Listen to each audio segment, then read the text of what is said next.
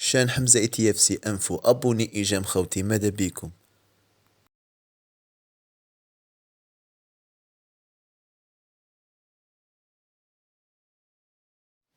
Voilà, des souvenirs de ma mère et de mon père qui vivaient ensemble amoureusement, qui m'ont eu dans un amour véritable et elle l'a un peu aidé en fait, tout simplement. C'est elle qui lui a présenté les bonnes personnes, qui l'a branché dans des cabarets au début où il se produisait.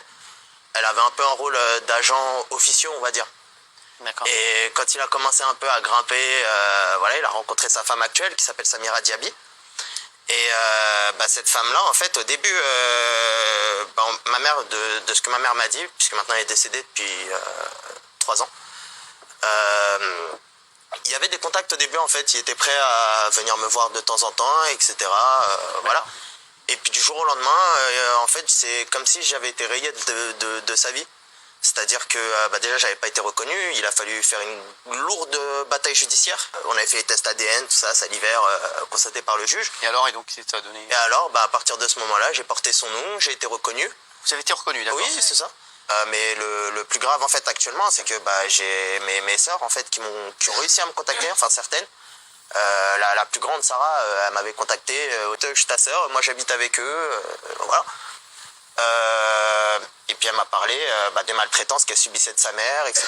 Et qu'elle n'avait jamais appris mon existence, en fait, tout court. Et que elle m'avait donné une adresse, du coup, un rendez-vous qu'il avait, lui, avec sa femme, du coup, ma belle-mère, que j'embrasse aussi d'ailleurs. D'accord. Et là, j'arrive, je le croise dans la rue, je lui dis salut, ça va? Et lui me dit, je te connais pas. Il était avec elle, il sait très bien je suis qui. Et 30 secondes après, elle se met à m'insulter, à parler comme la dernière des racailles. Genre vraiment, elle m'insulte de tous les noms, ma maman, moi-même, voilà. Et depuis, plus tard, elle a viré ma plus grande sœur qui est actuellement à la rue, en fait, tout simplement. Et en même temps, elle s'amuse à mener une campagne en fait de calomnie envers moi, dans le sens où elle fait des statuts Instagram sur la page de mon père, parce qu'il n'a pas le droit de toucher un téléphone, d'ailleurs. Elle fait des stories sur sa page Instagram en mettant mon seul et unique fils, vous souhaitons une bonne année, sachant que c'est un petit qui ne lui ressemble pas du tout d'ailleurs. D'accord. Il veut pas entendre parler de vous. Je pense que si, mais qu'il est contraint de faire... c'est ça. Il est sous influence, sous emprise. Vous pensez qu'il le regrette? Oui, très certainement. J'ai des échos de ses amis, de ma grand-mère aussi, car sa mère, je vais avoir régulièrement, ce que lui ne fait pas d'ailleurs.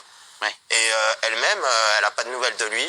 Voilà. Est-ce que vous avez essayé de lui faire passer peut-être un courrier, parce que peut-être que par écrit... Il n'a pas le droit d'avoir un téléphone du tout. Non, mais c'est sa femme qui contrôle la boîte aux lettres, il est battu. Ah oui.